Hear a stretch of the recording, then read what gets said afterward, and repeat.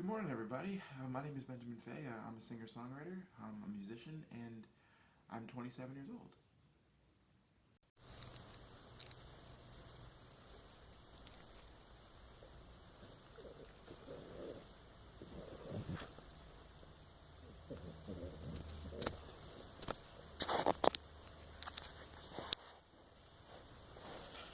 The 27 Club is sort of an unofficial grouping of artists, specifically musicians, at least that I know of, that all died at the age of 27.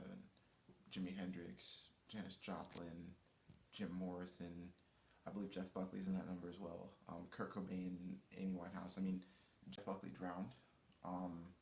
Kurt Cobain is presumed to have committed suicide, though I have other thoughts about that. I believe Janis Joplin died of an overdose. I know Amy Winehouse died of an overdose. Same with Jimmy.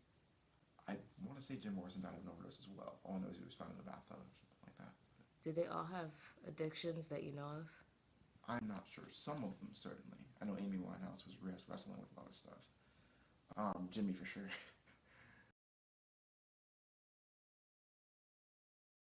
In some ways, only in the sense that I am sort of very much beholden to the vision that I was given. Obviously, I have a different vision than they do, but they were willing to follow that without compromise, and neither am I. As your wife, just looking, just in what I know about music, and knowing you, and knowing a little bit about their stories, I see a lot of similarities, and I think that a strong one that all of the 27 Club and you have in common is that one thing that you feel connects you to them. So, what do you think will keep you in enough peace in order to not succumb to that? Or what do you think it is that that they struggled with? I think the thing they struggle with is having to sort of fight to be themselves. Because if you think about Jimmy, there was nobody like him, in that period of time. I mean, we were still kind of, I think, 1967 when Are You Experienced came out, I mean, the Beatles were still viable. I don't think there was near the mania that there was in the days when they were actually touring, but, the Beatles stopped touring after 65, so that changed things a little bit. But,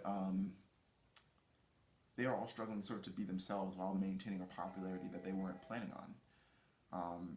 That's very true not only of Jimmy. Well, actually, Jimmy kind of enjoyed it a little bit. At least he seemed to. But certainly for people like Kurt Cobain, I don't think he knew how to handle that. As far as what gives me peace, in a word, Christ. It's that simple. When my music started becoming bigger than just about oh, this girl broke up with me, or my music started to become about the what now. The more it became about the what now, the more I started to answer those questions, and God started to show me things inside the body of songs, or even as I was writing them.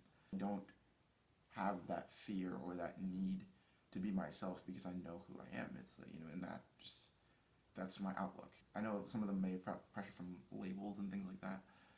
For me, I don't have that pressure because I don't have a label, and frankly, I don't want one. I don't want somebody else to compartmentalize what the vision that God gave me. That much I am beholden to you. If I could give any advice to any young musicians, or any young songwriters coming up, ground yourself first. Preferably ground yourself in the knowledge that you are loved, that you are known by God that sees all and knows all, and that you don't need to be afraid to be yourself. The Bible says in Proverbs 29 that, fear of man will prove to be a snare, but whoever trusts in the Lord will be kept safe.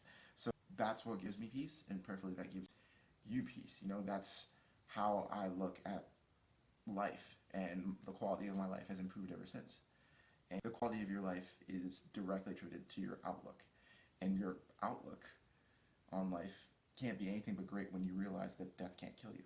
So with that, for me, it begins and ends with Christ.